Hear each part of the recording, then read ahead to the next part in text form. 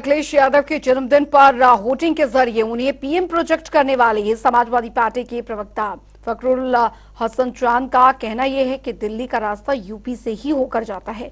अखिलेश यादव गठबंधन का हिस्सा हैं और सबसे बड़े प्रदेश की सबसे बड़ी पार्टी के प्रदेश अध्यक्ष भी है। ऐसे में उनका पीएम बनना तय है। समाजवादी पार्टी के राष्ट्रीय अध्यक्ष अखिलेश यादव का जन्मदिन है और पार्टी कार्यालय के बाद बाहर एक होर्डिंग लगाई गई है। होर्डिंग पर साफ तौर पर लिखा गया है कि देश के भावी प्रधानमंत्री हमारे साथ फखरुल हसन चांद जी हैं, जिनकी तरफ से होर्डिंग लगाई गई है। क्या समीकरण है जिसमें प्रधानमंत्री के चेहरे के तौर पर आप अखिलेश यादव को देखते हैं? देखिए, देश के प्रधानमंत्री को भी जब प्रधानमंत्री बनना था तो वो गुजरात छोड़ के उत्तर प्रदेश आए थे, जिस उत्तर प्रदेश से दिल्ली का रास्ता जाता है। 80 लोकसभा की सीट है। समाजवादियों ने वो सपना देखा था कि नेताजी इस देश के प्रधानमंत्री बने, वो सपना अधूरा रह गया। उस अधूरे सपने को समाजवादी पार्टी चाहती है कि आदरणीय अखिलेश यादव जी इस देश के प्रधानमंत्री बने और वो सपना पूरा हो।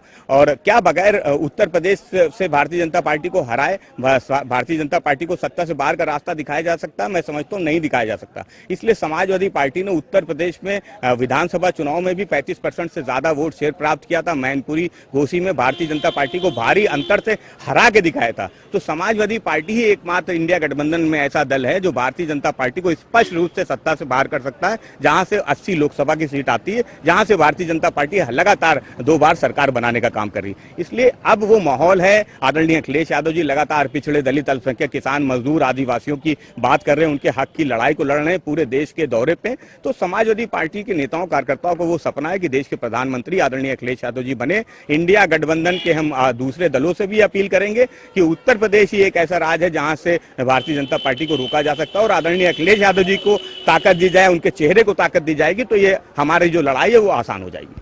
आपने बात की उत्तर प्रदेश की, आप पूरी 80 की सीटें भी जीत जाएंगे तो भी समीकरण प्रधानमंत्री के नहीं बनते हैं। मध्य प्रदेश में आपने प्रत्याशी उतारे, कंट्रोवर्सी शुरू हो गई, तो गठबंधन का हिस्सा रहेंगे तभी तो ये समीकरण बन पाएगा। लेकिन अभी तो राज्यों के चुनाव पे मतभेद है। देखिए, समाजवादी पार्टी ने ये कब कहा कि हम गठबंधन से बाहर है और मैंने इस बात को कब कहा कि हम गठबंधन से बाहर हैं? 80 लोकसभा सीट जीत जाएंगे। राज्यों के चुनाव पर तो मतभेद दिख रहा है ना? नहीं, राज्यों के चुनाव में देखिए, सीट शेयरिंग का जब भी सवाल आएगा, चाहे इंडिया गठबंधन में आए या एनडीए गठबंधन में आए, वो सवाल तो उठेगा जहां पे दूसरे दल हैं, जहां पे दूसरी विचारधारा है। लेकिन इंडिया गठबंधन में सब कुछ ठीक है। आदरणीय अखिलेश यादव जी ने इस बात को कहा है। हमें उस पर इसलिए बहुत कुछ टिप्पणी नहीं करनी है, लेकिन सब मिलकर साथ में इस चुनाव को लड़ेंगे। समाजवादी पार्टी चाहती है कि इंडिया गठबंधन के दूसरे दल आदरणीय अखिलेश यादव जी के चेहरे को ताकत दे, पार्टी को ताकत दे, जिससे समाजवादी पार्टी भारतीय जनता पार्टी को आसानी से उत्तर प्रदेश में रोक सके, जिससे भाजपा के दिल्ली से सत्ता से बाहर का रास्ता दिखाया जा सके। अजय राय जो प्रदेश अध्यक्ष हैं कांग्रेस के, उन्होंने कहा है कि मुस्लिम जो है वो कांग्रेस का पुराना घर है। वो मतलब पहले कांग्रेस में ही थे सारे मुस्लिम। आजम खान को लेकर उन्होंने कहा कि समाजवादी पार्टी बढ़े लड़ाई न लड़े, लेकिन कांग्रेस ही उनकी लड़ाई लड़ेंगे। देखिए, कांग्रेस में तो बहुत से लोग थे, पहले तो बहुत कुछ थे, एक ही सिर्फ कांग्रेस थी, लेकिन उसके बाद कांग्रेस की नीतियों की वजह से लोग अलग गए। और पहले मुस्लिम कांग्रेस के साथ था, तो 90 से पहले के दौर में जो भारतीय जनता पार्टी के कर्म है, तो वो कांग्रेस के कर्म है। उस वजह से जो दूसरे जात थे, धर्म थे, वो लोगों ने बाहर का रास्ता कांग्रेस से अलग होने का काम किया। तो मुसलमान समाजवादी पार्टी के साथ है, पिछड़े, दलित, अल्पसंख्यक, किसान, मजदूर समाजवादी पार्टी के साथ है। इसीलिए हम भारतीय जनता पार्टी को आजम खान को लेकिन डर लग रहा है, क्योंकि जब जेल में थे, आज दूसरा दिन है उनका, वो डर रहे हैं कि उनके साथ कोई हादसा हो सकता है। अब्दुल्ला को लेकर उनके अंदर एक डर है। देखिए, समाजवादी पार्टी के कार्यकर्ता पूरी तरीके से माननीय आजम साहब के साथ हैं। समाजवादी पार्टी माननीय आजम साहब की, उनके परिवार की सुरक्षा की मांग पहले भी उत्तर प्रदेश की सरकार से कर चुकी है।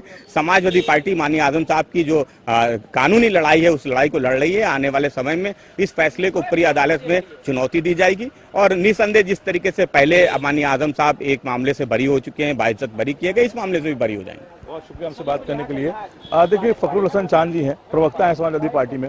ये होर्डिंग उनकी तरफ से लगाई गई थी, इसमें जन्मदिन की बधाई दी गई है और उन्हें प्रधानमंत्री के तौर पर प्रोजेक्ट किया गया है। एक होर्डिंग और लगी है, बदला है यूपी, बदलेंगे देश। यहाँ पर भी संकेत साफ है कि अखिलेश यादव को ही राष्ट्रीय अध्यक्ष के तौर पर देखा जा रहा है। बधाइयां जरूर है, लेकिन अखिलेश यादव की ये जो होर्डिंग्स लगी हैं आज पार्टी कार्यालय के बाहर, इसमें संकेत साफ है कि उत्तर प्रदेश में बिना अखिलेश यादव के कोई भी समीकरण साधना किसी भी दल के लिए आसान नहीं है। गठबंधन की लड़ाई फिलहाल अभी किसी भी स्तर पर समझौते के तौर पर देखी नहीं जा रही है, क्योंकि मध्य प्रदेश के चुनाव में लगातार अखिलेश यादव जो सीटों का ऐलान कर रहे हैं, वहां पर प्रत्याशियों की तादाद बढ़ा रहे हैं। ऐसे में ये गठबंधन ये जो दूरी है, ये साथ में कितनी दूर तक तय करेगा, ये सवाल है। फिलहाल अभी मध्य प्रदेश और राजस्थान सहित जो 5 राज्यों के चुनाव हैं, ये तय करेंगे कि आखिर ये गठबंधन आखिर कितनी दूर तक साथ रहने वाला है। कैमरा पर्सन यास के साथ तौफीक किदवई, जनता टीवी, लखनऊ।